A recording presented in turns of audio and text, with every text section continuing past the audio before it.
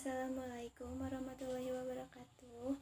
Perkenalkan, kami dari kelompok 1 yang akan mempresentasikan pemahaman kami mengenai manajemen lintas budaya. Sebelum itu, perkenalkan kelompok kami, yaitu saya sendiri, Melawati Arumsari, dan rekan-rekan saya, Agistia Putri Soherman, Muhammad Najar, dan Widya Andini. Untuk materi pertama akan saya sampaikan sendiri. Materi pertama yaitu mengenai pendahuluan manajemen lintas budaya. Yang melatar belakangi manajemen lintas budaya adalah globalisasi ekonomi, perdagangan internasional, dan perusahaan atau organisasi internasional. Ada dua konsep yang merupakan salah satu bagian dari fenomena globalisasi yang mendorong perusahaan atau organisasi internasional dalam memenangkan kompetisi di pasar global, yaitu keunggulan komparatif dan keunggulan kompetitif. Adapun elemen organisasi internasional adalah negara, suku bangsa, adat istiadat, agama, dan watak. Budaya juga mempengaruhi perilaku. Di sini manajemen juga bertindak sebagai suatu sarana untuk mentransfer arti-arti atau nilai-nilai secara kultural yang terdapat di lingkungan eksternal untuk diadopsi di dalam organisasi.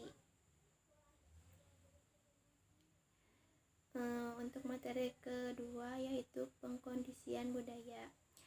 Budaya atau kebudayaan berasal dari bahasa Sanskerta yaitu budhaya yang merupakan bentuk jamak dari budi atau akal. Dalam bahasa Inggris, kebudayaan disebut kultur yang berasal dari kata Latin colore, yaitu mengelola atau mengerjakan, dapat diartikan juga sebagai mengelola tanah atau bertani.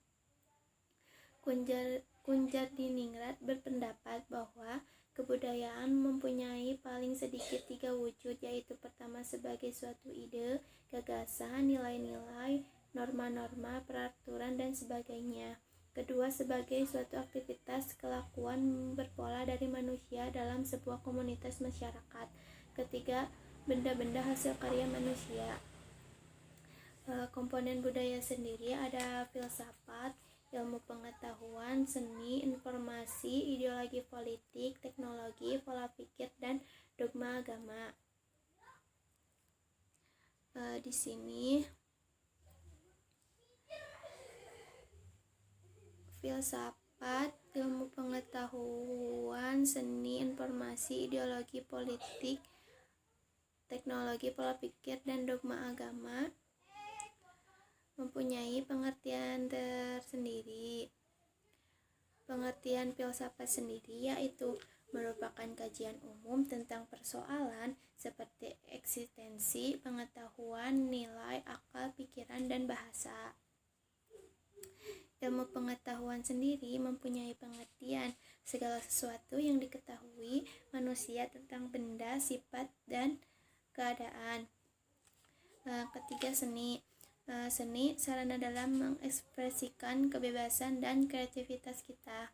Kalau informasi, sekumpulan data atau fakta yang bermanfaat bagi penerimanya, jadi berupa informasi yang kita dapat bisa disebarkan ke yang lain. Kelima, ideologi politik.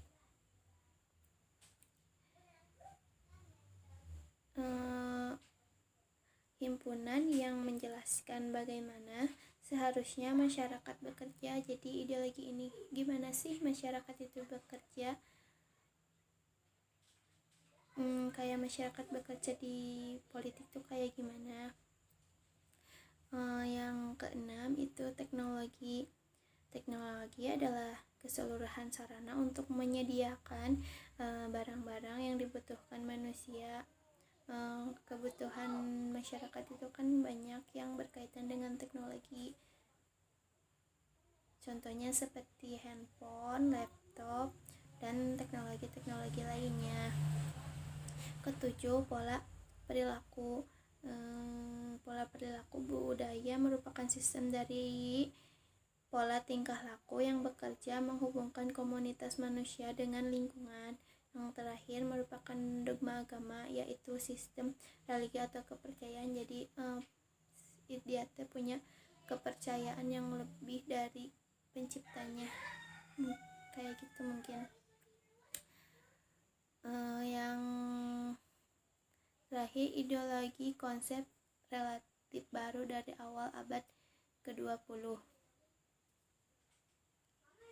Ideologi adalah konsep yang relatif baru dari abad ke-20 yang telah didefinisikan sebagai semua sistem pemikiran yang bertujuan untuk pembenaran dan pelestarian status quo Mannheim 1946. Materi yang ketiga mengenai status kepemimpinan dan organisasi. Menurut George R. Terry, kepemimpinan atau leadership adalah kegiatan mempengaruhi orang lain untuk diarahkan mewujudkan tujuan organisasi. Perilaku dan gaya kepemimpinan. 1. Teori karakter. 2. Teori perilaku. 3. Teori kemungkinan. 4. Teori jalur tujuan. 5. Teori dan teori X dan Y. Karakteristik dari seorang pemimpin. 1. Individualis yang memperspektifkan dirinya sebagai seseorang yang mandiri, relatif bebas dan dari kontrol orang lain, dan berusaha untuk menggunakan kontrol pada lingkungan mereka dan orang-orang di dalamnya. Pemimpin berkarakteristik entrepreneur yang berjiwa kapitalisme, juga seorang pemimpin sebagai seorang yang hebat atau pahlawan. 2. Hierarkis, yaitu seorang pemimpin yang berada dalam lingkungan dengan batasan kelompok yang kuat dan komando yang meningkat. Hubungan sosial pada modal kepemimpinan ini. Hubungan sosial dalam pola ini adalah hierarkis. Kepemimpinan adalah tentang gaya atau bekerja berdasarkan kontrak atau transaksi. Pemimpin bergerak untuk mengatasi risiko berdasarkan containment dengan peramalan risiko dengan jaminan dan portofolio. Egalitarian, mempunyai loyalitas kelompok tapi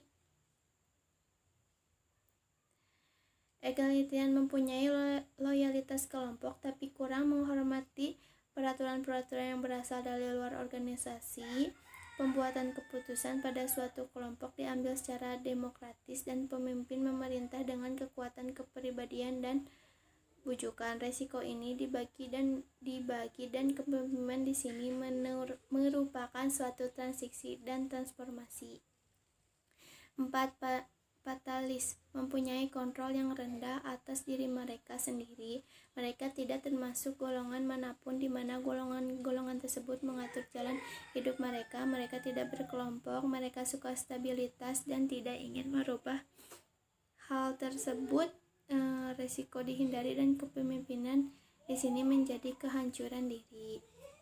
Mungkin materi yang saya sampaikan sampai sini, sisanya akan dilanjutkan oleh teman saya.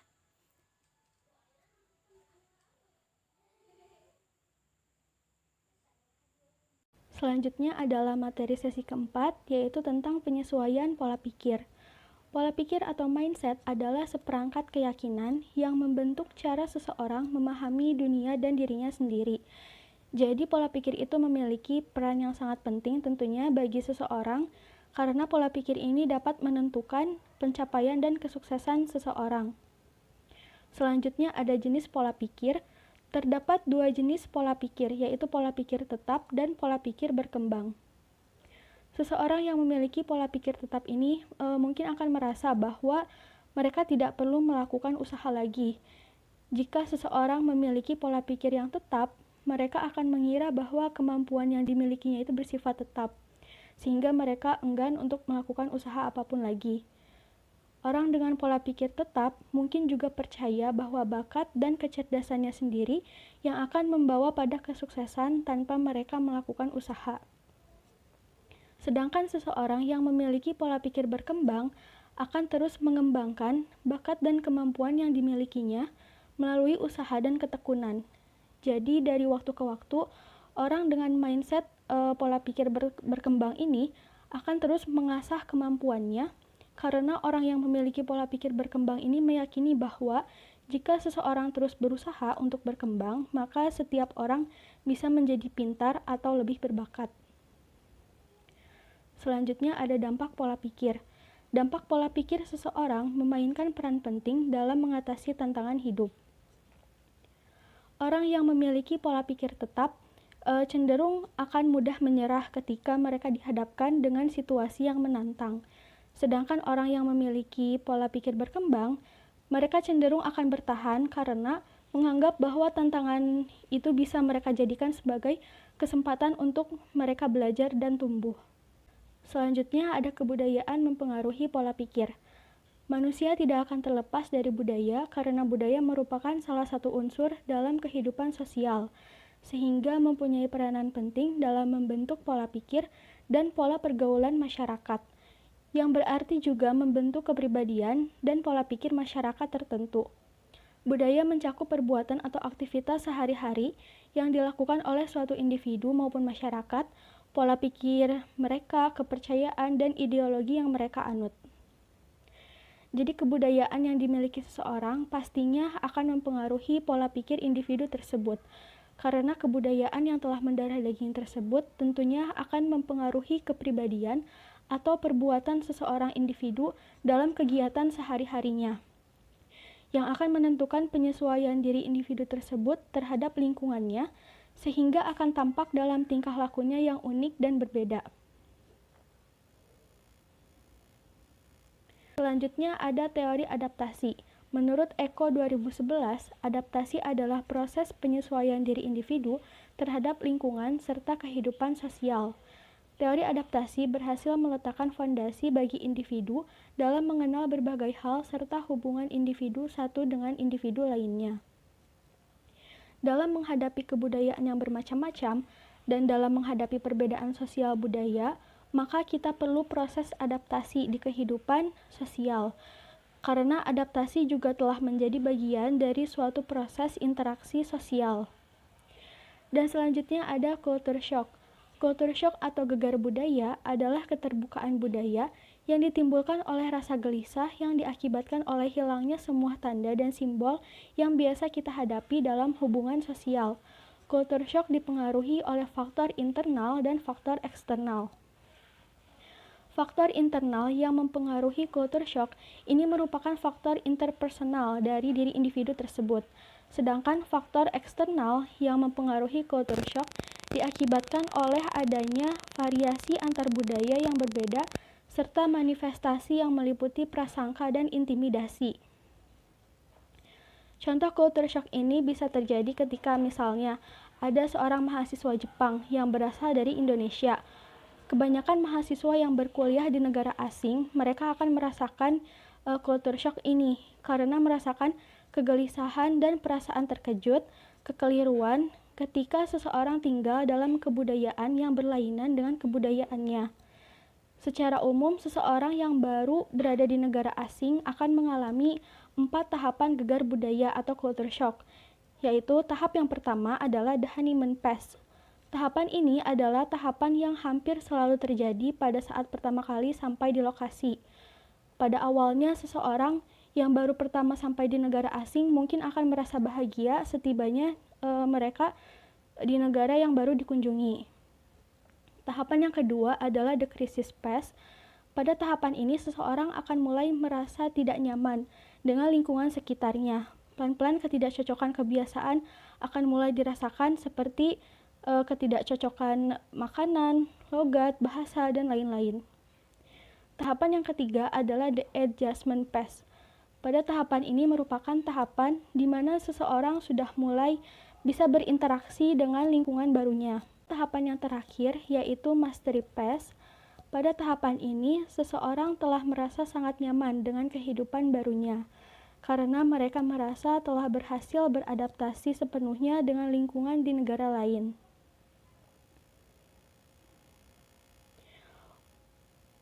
Untuk selanjutnya, materi sesi kelima, yaitu tentang mengenal beberapa budaya penting di dunia.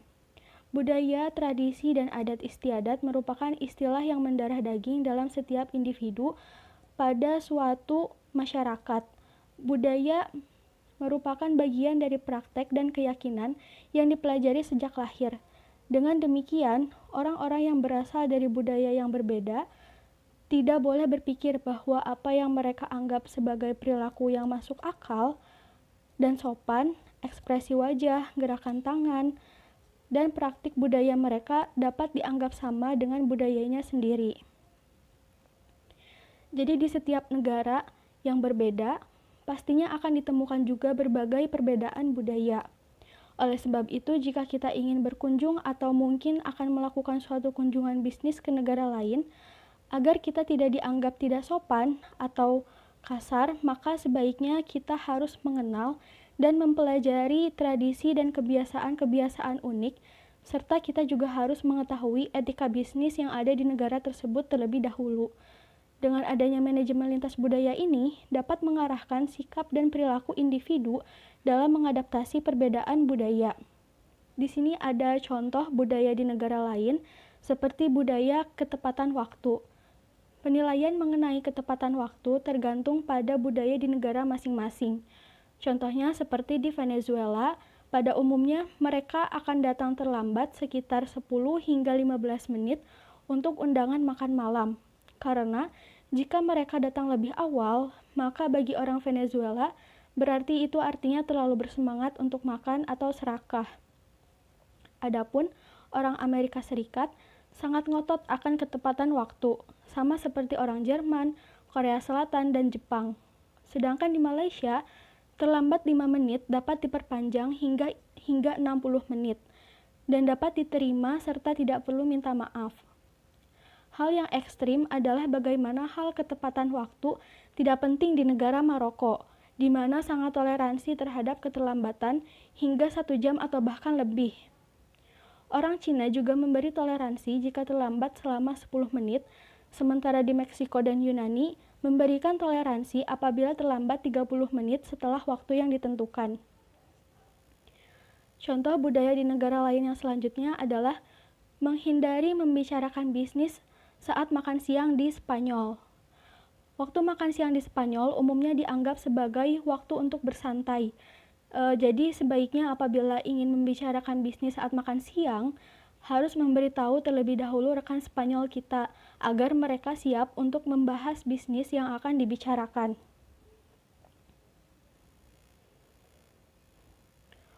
Untuk materi selanjutnya yaitu sesi ke-6 tentang horizon pembentukan tim. Memahami cara menciptakan dan membangun tim kerja yang efektif beserta komposisinya dengan tepat akan menjadikan kekuatan penting pada salah satu faktor strategi bisnis yang baik sehingga mampu memberikan kinerja secara optimal. Gagasan pembentukan tim yang efektif telah ada sejak tahun 1950 ketika istilah ini pertama kali dibuat di Inggris. Blanchard 1986 menyatakan bahwa saat ini tim menjadi tulang punggung bagi suatu organisasi atau perusahaan, karena tim dapat lebih cepat dan lebih banyak memecahkan suatu masalah yang dihadapi perusahaan dibandingkan dengan apa yang dilakukan secara individual. Selanjutnya ada tahap pembentukan tim. Tahap yang pertama adalah tahap pembentukan tim. Tahap yang kedua adalah tahap penentuan aspirasi. Tahap yang ketiga adalah tahap penentuan tata tertib. Tahap yang keempat adalah tahap pelaksanaan. Dan tahap yang terakhir adalah tahap penghentian sementara. Selanjutnya ada cara untuk melakukan bisnis internasional. Untuk melakukan bisnis internasional ini, kita bisa melakukan dengan 4 cara. Yang pertama bisa dengan investasi asing secara langsung. Yang kedua bisa dengan perdagangan internasional seperti ekspor-impor. Yang ketiga dengan waralaba atau franchise. Yang keempat bisa dengan joint venture. Perkenalkan, nama saya Widiandini. Saya akan menjelaskan materi dari sesi ke-9 hingga sesi ke-11. Dalam sesi 9 membahas mengenai identitas sosial. Identitas sosial merupakan keterkaitan, keterlibatan, peduli, dan rasa bangga yang bersumber dari pengetahuan seseorang tentang keanggotaan dalam suatu kelompok sosial sehingga timbul rasa kebersamaan, signifikansi nilai dan emosional dari keanggotaan tersebut yang membedakan dengan kelompok lainnya. Adapun fungsi dari identitas sosial yaitu untuk membantu menemukan jati diri dan rasa percaya diri yang lebih tinggi, efisien, dan juga efektif.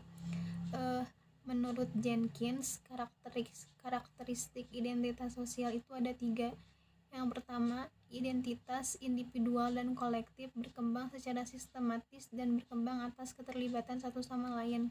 Yang kedua, identitas individu dan kolektif merupakan produk interaksional eksternal yang diidentifikasikan oleh orang lain sebagai identifikasi internal. Proses terjadinya identitas dihasilkan baik dalam wacana narasi, retorika, dan representasi, dan dalam materi seringkali bersifat sangat praktis yang merupakan konsekuensi dari penetapan identitas. Kemudian ada dimensi identitas sosial. Dimensi identitas sosial dibagi menjadi 4. Yang pertama ada persepsi dalam konteks antar kelompok.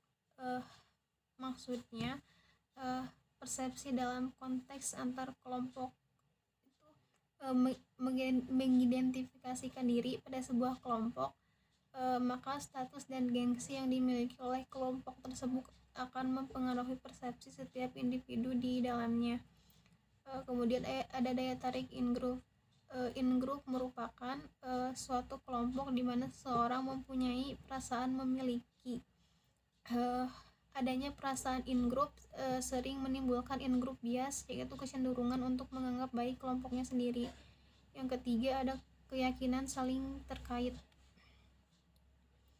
Identitas sosial merupakan keseluruhan aspek konsep diri seseorang yang berasal dari kelompok bersama secara emosional dan hasil evaluasi yang bermakna.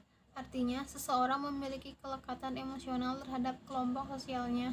Kelekatan itu sendiri muncul setelah menyadari keberadaannya sebagai anggota suatu kelompok tertentu.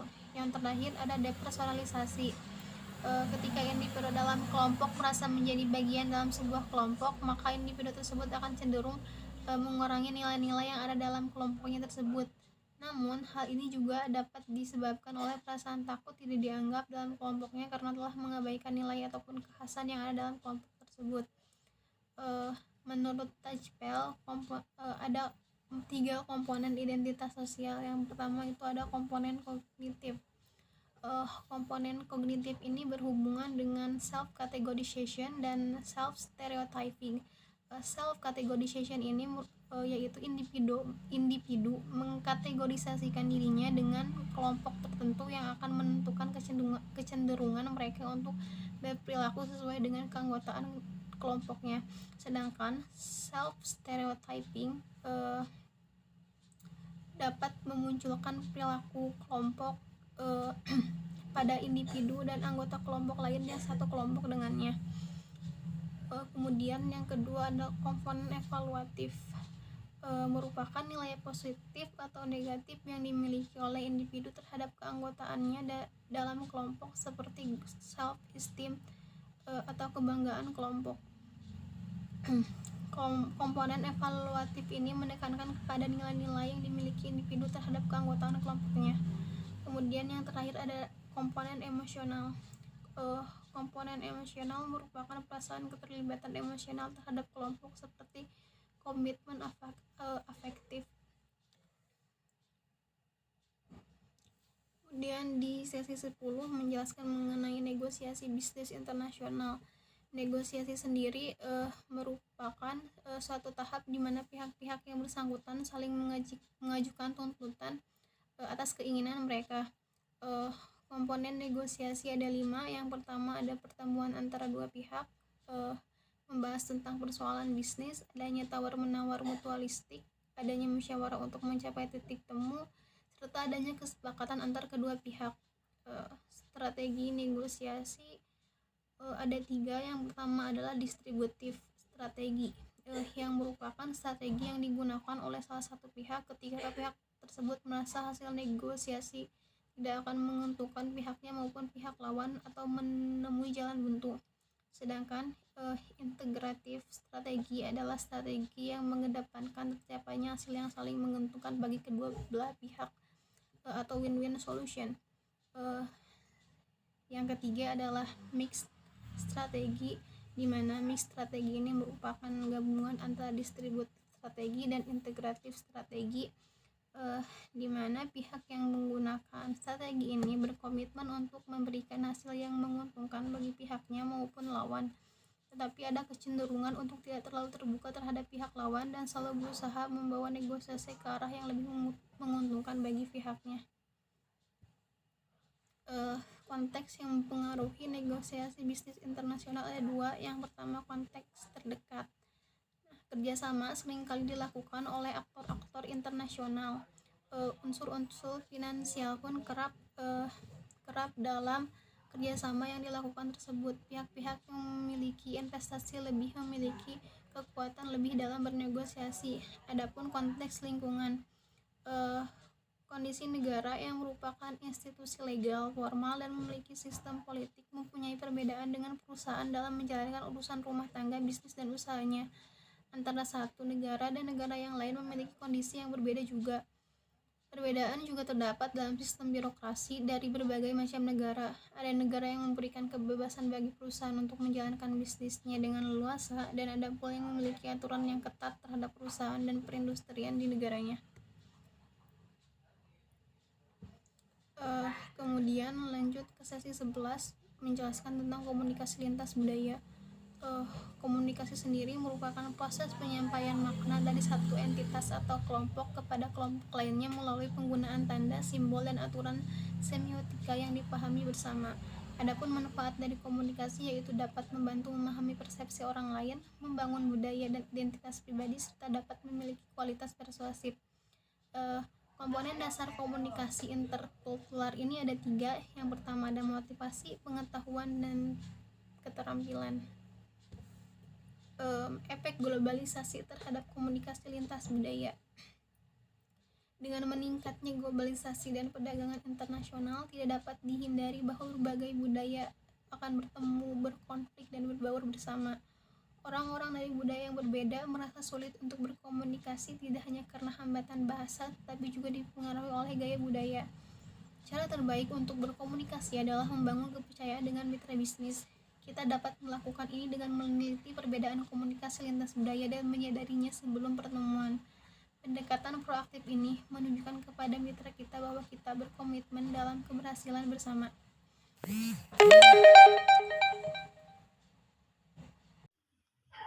Perkenalkan, nama saya Muhammad Azhar. Saya di sini akan memaparkan materi 12 lingkungan multikultural. Pengertian multikultural adalah istilah yang digunakan untuk menjelaskan pandangan seseorang tentang ragam kehidupan di dunia ataupun kebijakan kebudayaan yang menekan tentang pemerintah terhadap adanya keragaman dan berbagai macam budaya. Penyebab terciptanya masyarakat multikultural itu faktor geografis, misalkan dari perpindahan orang luar negeri ke Indonesia atau pengaruh budaya asing. Kalau pengaruh budaya asing, contohnya seperti kayak Korea, yang mungkin banyak di Indonesia ini yang keterpengaruhan kepada budaya asing, seperti yang marak sekarang di Indonesia, yaitu kayak drakor dan lain-lainnya. Kondisi iklim yang berbeda dan keanekaragaman suku bangsa, keanekaragaman agama, keanekaragaman ras. Materi yang ke-13, kepemimpinan lintas budaya. Kepemimpinan lintas budaya melibatkan bagaimana budaya dengan berbagai cara dapat mempengaruhi pemimpin dan mengikuti subjek kedua mengenai gender dalam kepemimpinan. Melihat bagaimana gender seringkali diulas dan perilaku atau keterampilan dalam pemimpin. Fungsi, kegunaan, dan kekurangan dari global team. Pokok untuk mencapai tujuan mereka yaitu 1. Mereka harus mengidentifikasikan area tanggung jawab mereka, mengorganisasikan anggota mereka. 2. Mereka harus membangunkan proses produktif grup mereka untuk memfasilitasi usaha-usaha kolektif untuk menuju tujuan yang ingin dicapai. Tentang khusus ketika bekerja dengan virtual global team, kurangnya pengetahuan bersama, kurangnya informasi kontraktual, terlalu bergantung pada teknologi, kehilangan detail ketika berkomunikasi, kurangnya pemahaman bersama. Materi yang ke-14, persepsi dan budaya. Budaya adalah salah satu hidup yang berkembang di mana dimiliki dan dipegang teguh dalam sebuah kelompok lingkungan dan diwariskan dari masa ke masa, generasi ke generasi. Persepsi adalah proses yang digunakan individu dalam mengolah dan menafsirkan kesan indera mereka dalam rangka memberi makna atas rangsangan eksternal yang diterima. Hubungan resepsi dengan latar belakang budaya. Sebuah pesan persepsi dapat melahirkan budaya yang berbeda-beda. Sebuah peristiwa dapat ditangkapi dengan berbagai macam budaya. 12. Hubungan antara persepsi dengan latar belakang budaya. Yang satu, persepsi mempengaruhi pengaruh terhadap budaya, mempengaruhi struktural budaya, dasar pembelajaran, hubungan secara fungsional, berhubung dengan ekstremer, memiliki peran satu sama lain, memungkinkan pemberiannya makna, menghasilkan perilaku, membuat paham akan perbedaan, memahami antar budaya, mengetahui cara hidup, membangkitkan minat pada budaya. Mungkin itu hubungan antara persepsi dengan latar belakang budaya. Sekian dan terima kasih dari kelompok saya. Wassalamualaikum warahmatullahi wabarakatuh.